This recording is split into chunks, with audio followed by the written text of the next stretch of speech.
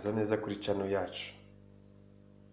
Uyu munsi twabateguriye ikiganiro kivuga ngo ni gute wabaho neza kandi udasora amafaranga menshi. Mu bana bacu tugerana n'ifaranga biragoye cyane.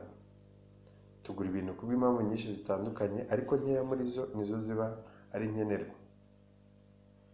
Iyo umaze gukuraho amafaranga y'ibyo ukenera mu rugo ya buri munsi, amafaranga y'ibyo kurya, inguzanyo, ubwishingizi, amazi n'amashanyarazi, hanyuma amafaranga usigarana ntaba akenewe cyane.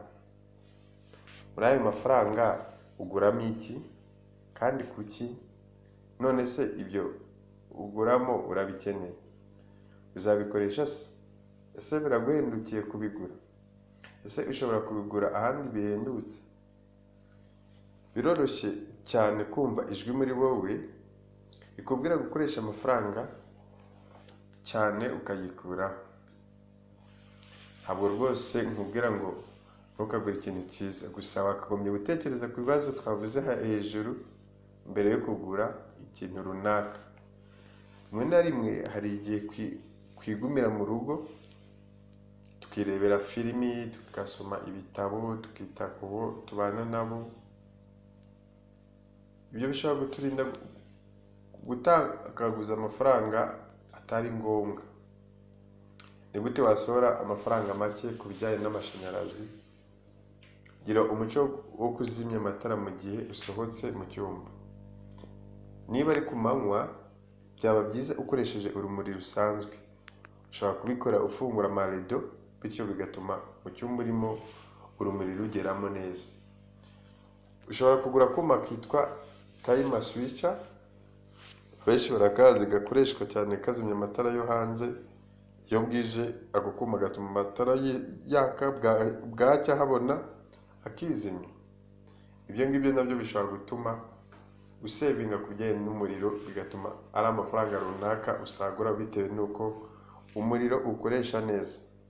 Reka tujye ku bijyanye noneho na firigo.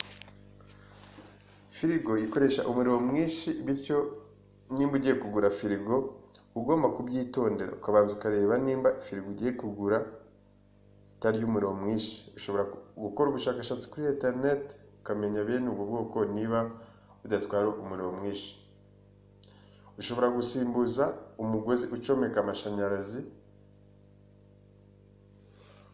n'utwuma tubika umuriro cyangwa dukoresha umuriro mukeya bita server plugin, ndetse hari n'utundi dutandukanye ushobora gukoresha, bityo bigatuma hari umuriro runaka usevinga ungana nka 20%. Ikindi, irinde gusiga firigo ifunguye igihe kinini. Irinde gushyira ibyo kurya bishyushye muri firigo. Keto cyangwa cafetiere bitwara nabyo umuriro mwinshi. Niba ugiye kugura cafetiere, reba iyitwa Eco Kenwood. Iyo ngiyo, ubwo bwoko bw'iyo cafetiere itetse ko hari n'izindi zakorewe kugira ngo zisevinge umuriro, zisevinga 30% z'umuriro muri rusange. Ibyo ngibyo nibyo tukubwiye ku bijyanye na firigo n'amakafetiere, uburyo ushobora kubikoresha neza bigatuma usevinga amafaranga runaka biturutse yuko utatanze amafaranga yatwawe n'umuriro kubera ibyo bikoresho wakoreshaga. Noneho reka turebe ku bijyanye n'amazi dukoresha mu rugo. Bath filling the tube byonyine ni litiro 80. Dishwasher, iyo ni ya mashini yoza ibyombo, itwara amazi ari hagati y'intuze ya litiro 40 na 50 iyo izengurutse rimwe cyangwa one cycle. Toilet, ibyo bita guflashinga, kwa kundi umuntu akanda avuye muri toilet, iyo ukanze rimwe byonyine hajyamo amazi ari hagati ya litiro 6 na litiro 9. Shower, iyo umazemo iminota 5 yonyine utakaza amazi ari hagati ya litiro 30 na 40.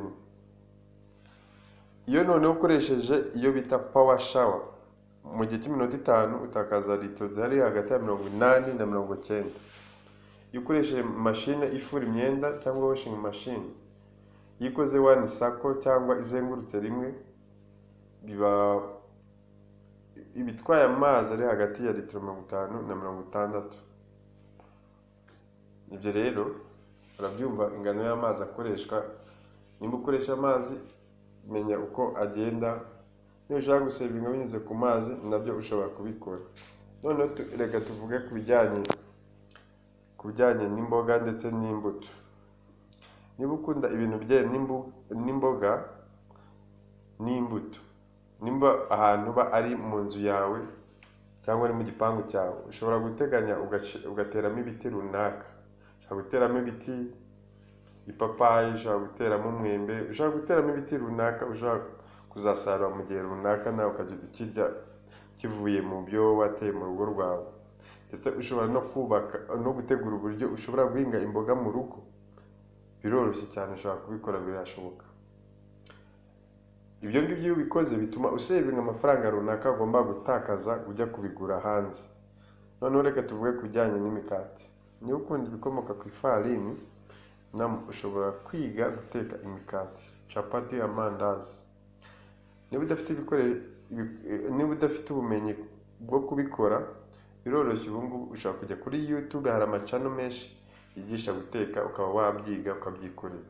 Ni ukuvuga ngo iyo uguze umukati hanze, ushobora kuwugura uhenze, ariko iyo wawukoreye mu rugo ushobora gutakaza amafaranga makeya cyane, ndetse bigatuma usevinga amafaranga runaka ugomba kuba wasohoye ugura uwo mukati cyangwa ugura capati cyangwa amandazi, ibintu nk'ibyo. Kandi ibyo ngibyo biroroshye kubyikorera.